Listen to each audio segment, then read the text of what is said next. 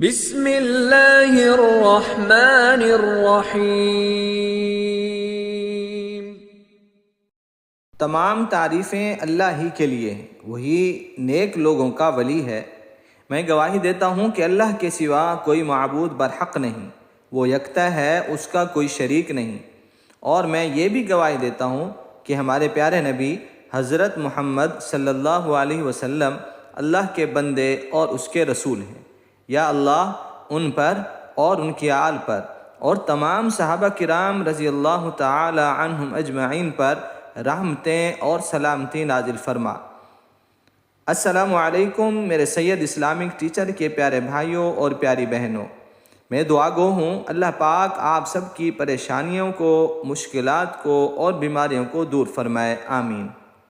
سید Islamic teacher کے پیارے بھائیوں اور پیاری بہنوں، آج کی اس ویڈیو میں ہم آپ کو بتائیں گے کہ جنت کی حقیقت کیا ہے اور جنت میں جنتیوں کا استقبال کس طرح سے کیا جائے گا جب وہ جنت میں داخل ہوں گے، اور جنت میں جنتی کیا عمل کریں گے، اور جنتیوں کی وضاقتہ کیا ہوگی، اور جنت کی حوریں کیسی ہوں گی، اور جنتیوں کے باقی لوگ یعنی دادا دادی، نانا نانی، بیٹا بیٹی کہاں رکھا جائے گا، اور جنت والوں کو پہلے کیا کھلایا جائے گا اور کیا پلایا جائے گا، اللہ تعالیٰ جنتیوں کو کیسے اپنا دیدار کرائے گا۔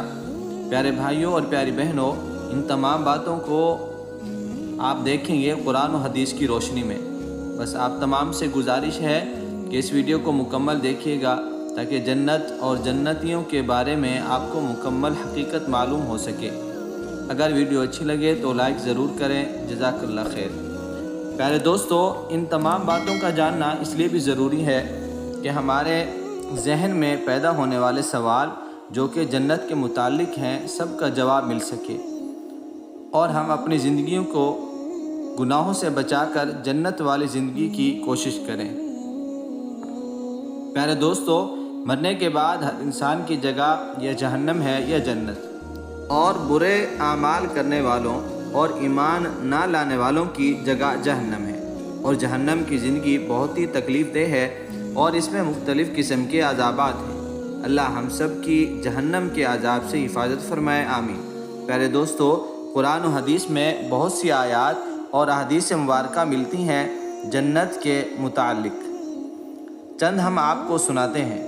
سورۃ آل عمران میں آیت نمبر 133 میں ہے، اللہ تبارک و تعالی ارشاد فرماتا ہے، جس کا ترجمہ یہ ہے، جنت کی چوڑائی زمین و آسمان کی وسعت کے برابر ہے۔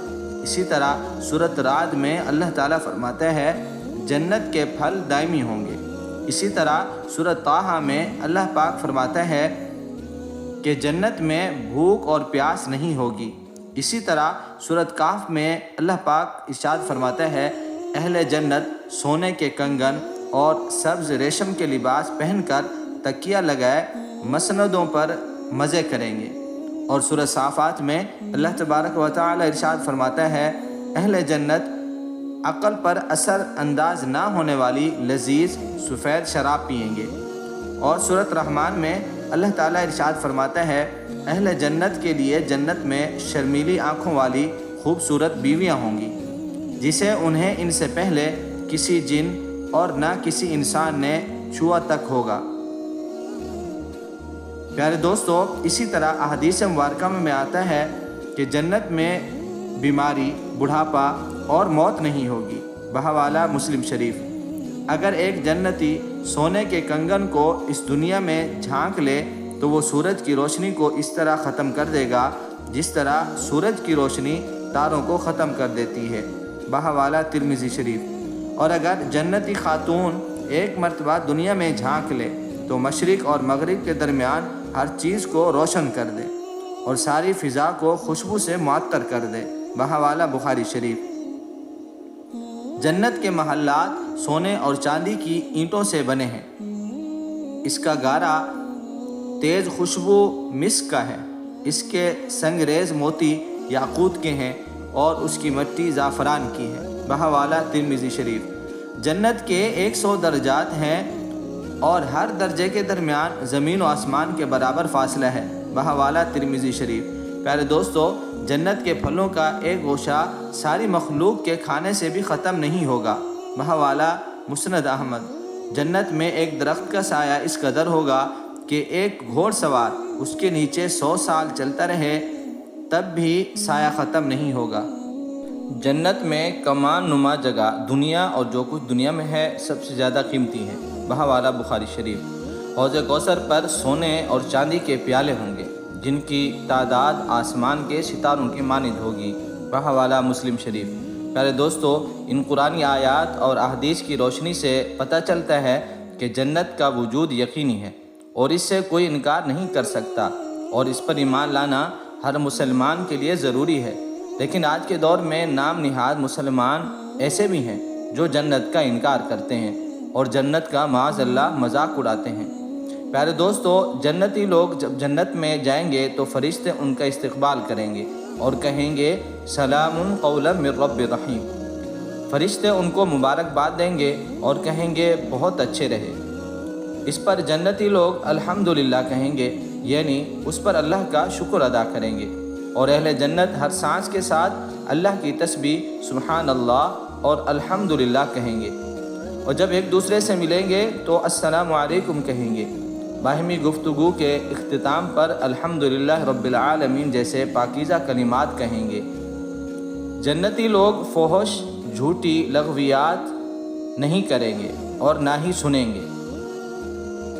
پیارے دوستو، جنت کی حوریں یقیناً اہل جنت کے لیے سامان لذت مہیا کریں گی، لیکن یہ حوریں آوارہ مزاج، بے پردہ، بے حیا نہیں ہوں گی اور نہ ہی غیر محرموں سے آنکھیں لڑانے اور ملانے والی ہوں گی، بلکہ نہایت شرم و حیا کی مالک، نیک سیرت، با پردہ ہوں گی، جنہیں نہ کسی انسان نے چھوا ہوگا اور نہ دیکھا ہوگا، اور اپنے شوہروں سے صرف پیار کرنے والی ہوں گی۔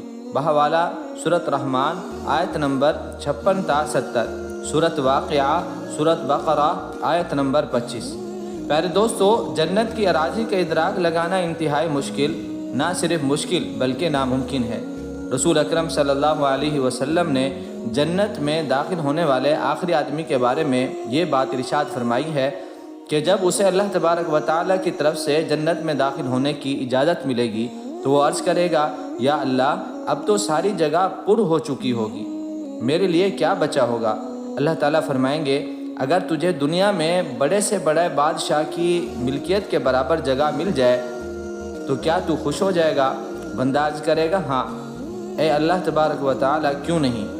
اللہ تعالیٰ فرمائیں گے، جاؤ، دنیا میں بڑی سے بڑی مملکت کے برابر اور اس سے 10 گنا مزید اس میں جگہ ہے۔ بہوالا مسلم شریف۔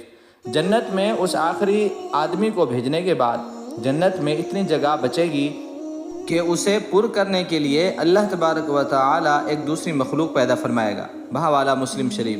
اور جنت کے درجوں کا ذکر فرماتے ہوئے رسول اکرم صلی اللہ علیہ وسلم نے فرمایا کہ اس کے 100 درجے ہیں اور اس کے ایک درجے سے دوسرے درجے کے درمیان زمین و آسمان کے برابر فاصلہ ہے۔ جنت کے درختوں کا ذکر کرتے ہوئے رسول اکرم صلی اللہ علیہ وسلم نے اتنا فرمایا کہ جنت کے ایک درخت کا سایہ اتنا طویل ہوگا کہ ایک گھوڑ سوار 100 سال اس کے سائے تلے سفر کرے تب بھی یہ ختم نہیں ہوگا۔ اور جنت میں جنتیوں کے چہرے خوبصورت ہوں گے اور آنکھیں قدرتی طور پر سرمگی ہوں گی، ایسے لگے گا کہ انہوں نے آنکھوں میں سرما ڈالا ہوا ہے۔ سر کے بالوں کے علاوہ جسم پر کہیں بھی بال نہیں ہوں گے، حتیٰ کہ داڑھی اور مونچھ کے بال بھی نہیں ہوں گے۔ عمریں 30 سے 33 سال کے درمیان ہوں گی۔ قد کم و بیش 90 فٹ کے برابر ہوں گے۔ اہل جنت ہر قسم کی غلاظت سے پاک اور صاف ہوں گے، حتیٰ کہ تھوک اور ناک کی گندگی تک نہیں ہوگی۔ پسینہ آئے گا لیکن اس سے مشک کی خوشبو آئے گی۔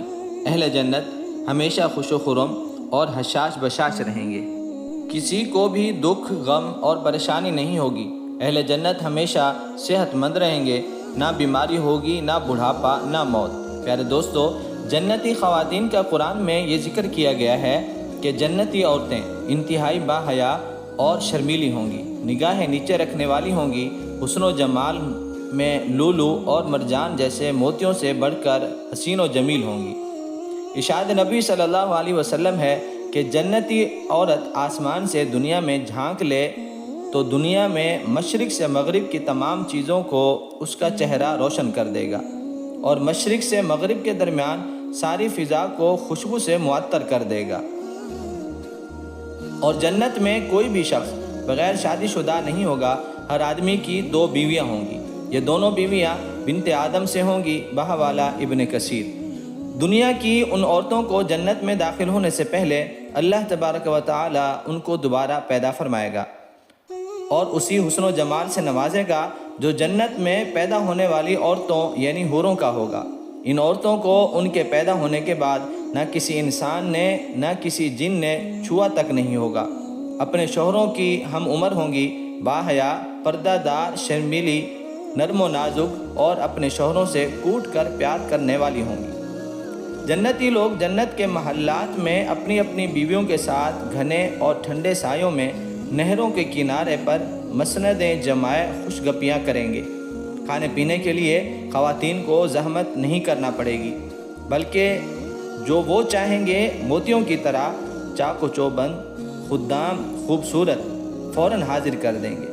اور ایک خاندان کے لوگ مثلاً دادا دادی، نانا نانی، بیٹا بیٹی، پوتا پوتی، اگر وہ نچلے والے درجوں میں ہوں گے کسی وجہ سے، تو اللہ تبارک و تعالی ان کے درجوں کو بڑھا دیں گے اور ان کو ساتھ ملا دیں گے۔ سبحان اللہ و بحمدہ، سبحان اللہ العظیم۔